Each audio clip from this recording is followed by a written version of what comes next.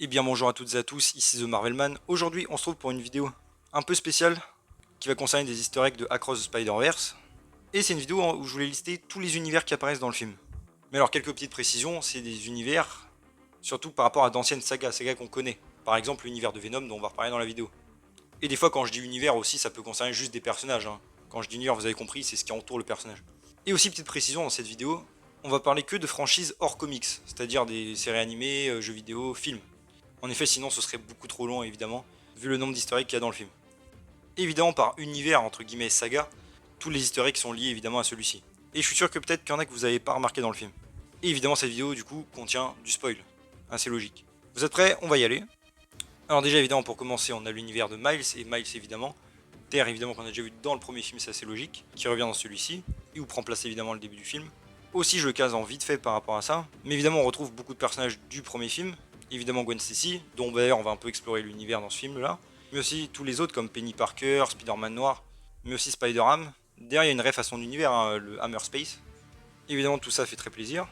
On a eu aussi, évidemment, plus ou moins apparition, clin d'œil à l'univers du MCU, donc Terra 99999, en particulier dû au fait de la référence des événements de Spider-Man No Way Home, avec Miguel qui mentionne évidemment le sort de Strange qui a mal tourné avec évidemment le Spider-Man de Tom Holland.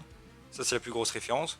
En autre clin d'œil, alors celui-là bon c'est pas sûr à 100%, c'est évident par rapport au caméo du Prowler que vous avez vu, le Prowler en live action joué par Donald Glover, exactement comme dans le MCU, sauf qu'à l'époque on l'a vu dans le comic, il n'était pas encore le Prowler, enfin il avait le pseudo mais il n'avait pas le costume. Et dans le film on ne confirme pas évidemment si c'est celui du MCU. Alors des leakers ont dit qu'en fait oui ce l'était, mais encore une fois vu que ce sont des leakers même s'ils sont fiables pour ceux qui ont dit ça, ce n'est pas une confirmation officielle. Du coup tant qu'on y est, on va dire que c'est entre parenthèses par rapport au Prowler. Mais il est probablement du MCU, en espérant évidemment qu'on le revoit par la suite dans la trilogie de Tom Holland. Autre easter egg un petit peu caché du MCU, c'est la référence au geek dans le fauteuil, qui est évidemment une référence à Homecoming avec Ned, ça je pense que vous l'avez tous remarqué.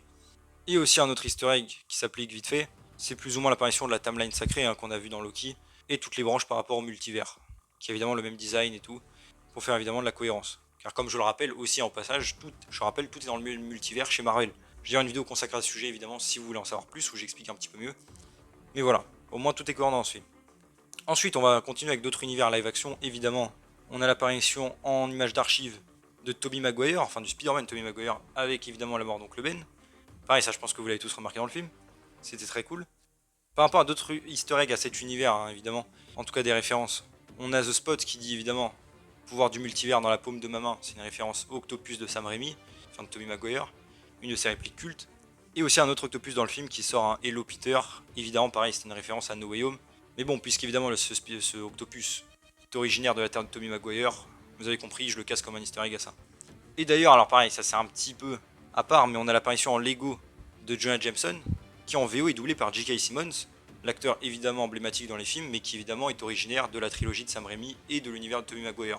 Donc bon, vous avez compris, c'est pas vraiment lié, mais je le casse quand même parce que c'est une ref à la base. Ensuite, on va passer à l'univers des Amazing Spider-Man d'Andrew Garfield. Évidemment, pareil, je pense que vous avez vu. Là, c'était vraiment plus incrustation live action, un peu comme un hologramme d'image d'archives où il y a la mort de George Stacy, le père de Gwen. Pareil, c'était très cool de le voir à ce moment-là. Et aussi un autre truc, alors que je case ici par rapport à Andrew Garfield, même si techniquement ce n'est pas le même univers, c'est qu'on a une apparition en fait en image d'archive du jeu vidéo Amazing Spider-Man. En tout cas de l'univers des jeux vidéo Amazing Spider-Man, évidemment très inspiré des films, mais qui sont un petit peu différents et pas canon. Et en fait ces images d'archives, on peut voir la mort d'Oncle Ben, mais tirée du jeu. Parce qu'en effet la première fois que j'ai vu le film, je me suis dit que c'était des images d'archives de la mort du Oncle Ben de Andrew, d'une scène coupée en tout cas vue du dessus, mais en fait non, il s'agit de la version jeu vidéo. Et comme je l'ai dit, c'est un univers à part. Je coupe vite fait vers le milieu de la vidéo pour redemander, si vous pouvez évidemment, de liker et de commenter la vidéo si vous le pouvez. Cela aide beaucoup évidemment, vous le savez, au référencement et ça m'aiderait beaucoup. Je vous laisse reprendre. Ensuite, toujours en live action, voilà, on est carrément rentré dans cet univers-là. L'univers de Venom, enfin l'univers de Sony comme vous l'appelez, avec évidemment Venom et Morbius. Et là, dans le film, vous le savez, c'est The Spot qui voyage dans le multivers et qui atterrit dans la boutique de Madame Chen, qui est un personnage des films Venom. Après ça, c'était déjà montré dans la bande-annonce, vous étiez tous au courant, je suppose. Mais c'était assez marrant. Ensuite, plus par rapport aux séries animées Spider-Man, on a évidemment la présence, pareil, je pense beaucoup l'attendaient, de Spectacular Spider-Man, qui vient évidemment de la série des années 2000, qui a été arrêtée au bout de 2 saisons, j'aimerais beaucoup qu'il fasse une troisième un jour, qui est donc présent dans le film, qui a du temps d'écran et même du dialogue, franchement ça m'a fait plaisir. Et bref, c'était vraiment très cool de le voir. Et d'ailleurs, pareil, on peut voir la mort de son oncle Ben de la série animée, à un moment là quand il montre les événements et tout. Donc ça c'était très sympa. On a aussi une apparition, alors là c'est juste une apparition comme ça, il me semble qu'il a même pas de dialogue, de Spider-Man Unlimited, qui était pas une série sortie dans les années 99 je crois, avec une version donc plus futuriste de Spider-Man. Pareil, série qui était très sympa, hein, et ça faisait plaisir de le revoir ici. Ensuite aussi on a donc une apparition de Spider-Man des années 60, du dessin animé qui est assez connu, qui apparaît vite fait pour attaquer Miles, et qui d'ailleurs, au cas où certains ne l'avaient pas remarqué, était déjà présent à la fin du premier film en scène post-crédit, et c'est le premier Spider-Man que Miguel a recruté. Donc je trouve ça assez marrant. Ensuite, on va passer plus par rapport aux jeux vidéo. Pareil, alors on va commencer par celui, je pense que pas tout le monde a remarqué, la présence du Spider-Man PS4 de Insomniac, qui apparaît à plusieurs moments du film et tout. D'ailleurs, même il parle, hein, en faisant allusion lui-même que c'est un jeu vidéo. C'était très cool de le voir. Je me demande d'ailleurs s'ils vont parler de ça dans le prochain jeu.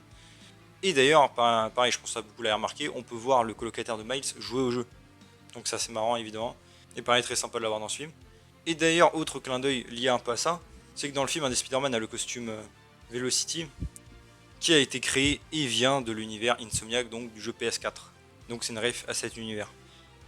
Aussi un autre perso de jeu vidéo qui fait une petite apparition en discret dans un coin, c'est le bouffon vert du jeu Atari, du jeu Spider-Man, hein, qui était sur Atari, hein, j'appelle c'est une ancienne console, et qui est donc emprisonné en arrière-plan, comme le Prowler ou d'autres méchants. Ensuite on peut voir pareil une petite apparition du Spider-Man PS1, donc comme son nom l'indique, hein, qui vient du jeu sur PS1 de l'époque. Là il a même des graphismes un peu bizarres dans le film, avec beaucoup de pixels, c'est assez drôle. Et enfin apparemment, qui est sûr à 100%, une apparition en vite fait du Spider-Man du jeu Web of Shadow, qui était un jeu avec beaucoup de symbiotes dans la ville et tout, c'était un jeu très cool. Donc il fait une petite apparition dans un coin de l'écran, ça c'est cool aussi. Et voilà, je pense avoir un petit peu fait le tour du coup de tous les univers là qu'on a vus. Évidemment, donc vous avez compris le but de la vidéo, hein. Ça concernait que les versions qu'on a déjà vues et hors comics évidemment. Parce qu'encore une fois, comme j'ai dit, si je mêle les comics dans l'histoire, ça aurait été beaucoup trop long malheureusement. Mais voilà, n'hésitez pas à me dire vous du coup, quel a été votre historique préféré dans le film. Est-ce que peut-être d'autres dont je peux parler dans la vidéo, hein, forcément, que vous avez aimé. Est-ce que là vous les avez tous vus, ces easter eggs là? N'hésitez pas à me dire tout ça en commentaire. Évidemment, j'espère qu'il y en aura encore plus dans Beyond the Spider-Verse. Et avec peut-être certains en live action, mais qu'on voit vraiment cette fois. Ça pourrait être très très cool. Voilà, donc si la vidéo vous a plu, n'hésitez pas à vous abonner, liker, commenter, partager, activer la cloche. À me suivre sur mes réseaux sociaux et mon Discord, vous avez les liens en description. Et on se retrouve bientôt pour une nouvelle vidéo. Salut tout le monde.